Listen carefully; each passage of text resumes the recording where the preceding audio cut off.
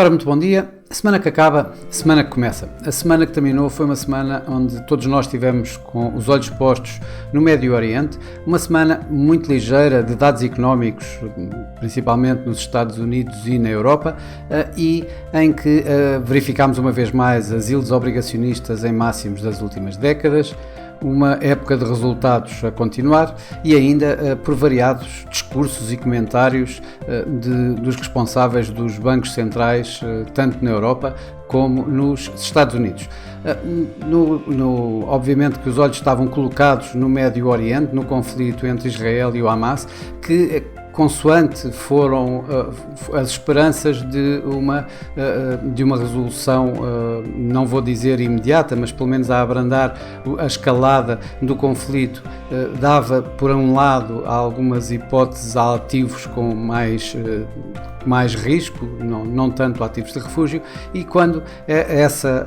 esses receios aumentaram, também aumentou, digamos, a fuga para esses ativos de risco, como foram, por exemplo, determinadas ações ou ainda o ouro. Por outro lado, aqui há um contrassenso. Normalmente esses ativos de risco, um deles são as obrigações soberanas, que ao subir levam as yields obviamente para baixo. Não foi o caso, as obrigações soberanas continuaram em queda, as yields continuaram a subir, nomeadamente as yields norte-americanas a 10 anos, que tocaram por breves instantes os 5%, em máximos das últimas décadas. Nos Estados Unidos, no Japão, as yields a 10 anos chegaram a 0,85, a ultrapassar 0,85, o que também já não acontecia há mais de uma década, e também, obviamente, as yields tanto europeias, tanto da zona euro, alemãs, como do Reino Unido. Todas elas começaram a negociar em máximos das últimas décadas. Isto numa altura em que ouvíamos diversos comentários, diversos discursos, tanto por parte de membros do Banco Central Europeu como da Reserva Federal. De uma forma geral, e eles estavam, digamos, a dar os últimos comentários antes das reuniões, das respectivas reuniões, já que nesta semana que vai entrar o Banco Central Europeu terá a sua reunião e a Reserva Federal para a semana seguinte. A meio da semana começou o período de silêncio do BCE e neste sábado que passou, começou o da Reserva Federal. Portanto, esta semana aproveitaram para dar, digamos, os últimos impulsos e, de uma forma geral, o que pudemos obter daí é que a probabilidade de haver uma alteração nas taxas de juros, tanto da Reserva Federal como do Banco Central Europeu, nesta já próxima reunião, é bastante diminuta. Portanto, é pelo menos isso que os mercados retiraram das palavras de todos eles, e em especial de Jerome Powell, que quase no último dia da semana teve um discurso no Clube dos Economistas de Nova Iorque, em que disse que a Reserva Federal se calhar pode ainda não ter feito tanto quanto devia, abrindo aqui a hipótese de uma subida de taxa de juros, tal como nós todos sabemos que já vinha desde das minutas e dos dot plot apresentados pela FOMC, mas mais do que isso, ele deu a entender que ainda não era o tempo de apertar mais a economia, a política monetária nesta próxima reunião, ao dizer que deveríamos esperar para ver e que ao mesmo tempo as yields obrigacionistas elevadas estavam a fazer também o caminho, ao fim de contas, que a Reserva Federal pretendia, e nesse aspecto esteve Jerome Powell a reiterar um pouco as palavras dos seus congêneres dentro da FOMC. Do BCE também a situação é praticamente a mesma, ou seja, os dados, isto inclusive é com os membros mais hawkish, manterem a possibilidade do Banco Central Europeu,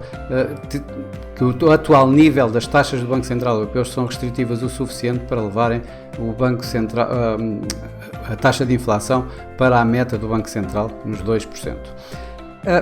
Como eu disse, foi uma semana bastante ligeira de dados económicos durante esta semana, em que o que mais destacou foram os fortes números das vendas a retalho norte-americanas. Nos resultados tivemos empresas que costumam, de alguma forma,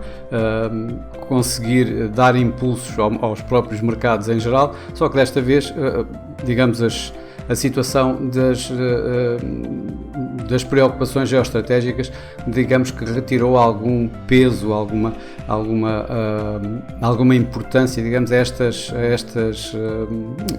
resultados. Ainda assim, vimos bons resultados por parte do Bank of America, por parte da Netflix, por parte da Goldman Sachs, com menos bons resultados, por exemplo, por parte da Tesla. Os mercados acionistas em geral, obviamente, com as fortes subidas das yields obrigacionistas, com digamos, algum sentimento bastante, diria mesmo, um sentimento bastante pesado de risco derivado ao que se passa, digamos, no Médio Oriente, acabou por ser uma semana em perdas de uma forma geral. O S&P 500 nos Estados Unidos marca, digamos, a média dos mercados acionistas naquela área e caiu cerca de 2,4%. O DAX foi talvez dos que caiu menos na Europa e caiu 2,6%. E o Nikkei também mostra uma média dos mercados na Ásia, tendo caído 3,3%. Por cá, o PSI 20 terminou praticamente inalterado, perdendo marginalmente 0,1%, isto com a Greenvolt suportar, digamos, o PSI ganhando um pouco mais de 11% e a Navigator a perder cerca de 5%. No mercado cambial, continuou, digamos, aquilo que nós já tínhamos visto na semana passada, ou seja, as divisas que mais sensíveis ao risco a perder e as divisas que são dadas como de refúgio a ganhar, como é o caso do franco suíço, do dólar, esta semana até o euro, face a outras divisas como a coroa norueguesa, o dólar canadiano ou o peso mexicano, que foram perdendo. Destacaria aqui o euro-dólar manteve-se praticamente inalterado, teve um pequeno ganho, digamos, durante esta semana, e também aqui eu destacaria o par euro-NOK, com fortes perdas da coroa norueguesa, foi talvez a divisa que mais perdeu esta semana. Nos mercados das commodities continuamos a ver os ganhos tanto no ouro como no petróleo, em que o ouro ganhou esta semana menos do que na semana passada. A semana passada tivemos um ganho de 5%, esta semana já tivemos só 2,5%, e o petróleo continuou também a subir, mas não ao ritmo que subiu também na semana anterior, tendo o Brent ganho aqui quase 2%, enquanto o WTI ganhou cerca de 1%. Na semana que vai começar, como pano de fundo, novamente, o conflito do Médio Oriente, vamos ter dados económicos bem mais fortes do que os da semana que passou. Vamos ter bastantes empresas a apresentarem resultados, e fortes empresas a apresentar resultados, e vamos ainda ter mais bancos centrais, em que destacamos o do Banco Central Europeu. Relativamente ao conflito, obviamente que o escalar deste conflito, o alargar a outros países da zona, tornando isto um conflito regional, seria catastrófico. Isto também em termos dos mercados, isso também é válido para os mercados financeiros, em que aí entrariam ainda mais em aversão ao risco. Já um acalmar da situação, o que me parece neste momento bastante pouco provável, infelizmente, já daria, digamos aqui assim, algum suporte aos mercados de risco, como será, por exemplo, o mercado acionista. É uma semana em que vamos ter, em termos de dados económicos, já bastante mais fortes do que na semana passada. Começamos pelos PMIs, em que tem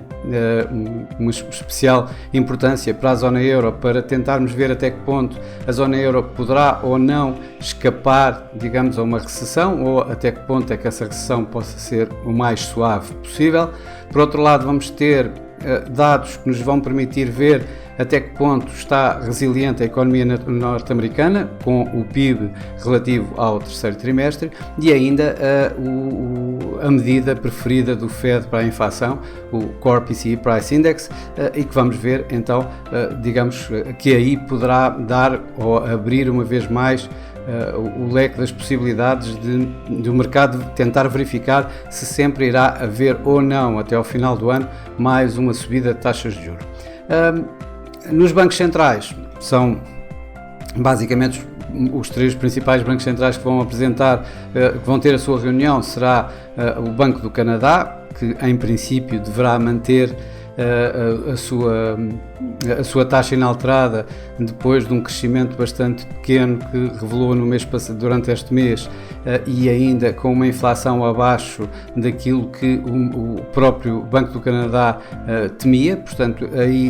ou projetou, portanto, deverá manter as taxas de juros inalteradas. Teremos também o Banco Central na Turquia, que deverá uma vez mais subir taxas, e provavelmente alguma coisa entre 2,5% e 5%, ou seja, neste momento está nos 30%, provavelmente poderá chegar aos 35%, que é ligeiramente acima da projeção de inflação do Banco da Turquia para o próximo ano de 2024. Mas teremos também o Banco Central Europeu, e é para lá que as atenções se voltam,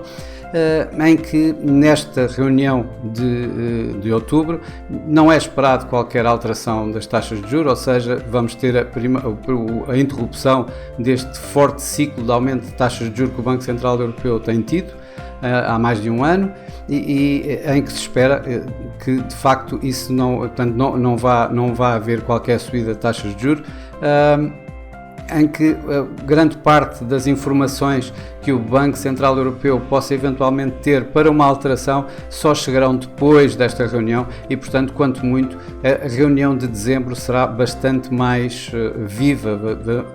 será uma reunião em que poderemos aí sim ter alguma coisa mais para discutir e para pensar se poderão eventualmente